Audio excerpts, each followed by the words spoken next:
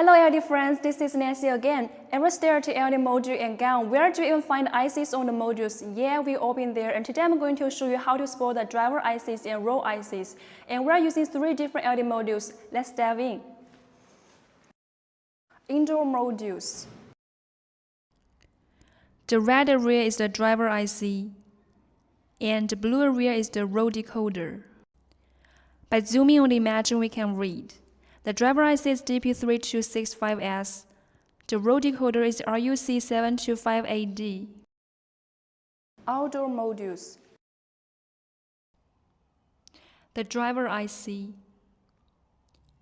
The row decoder. Zoom in to get the IC number.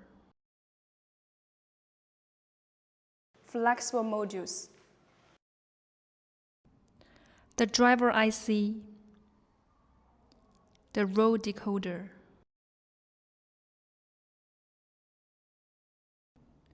Repeat the identical process for IC mode number retrieval.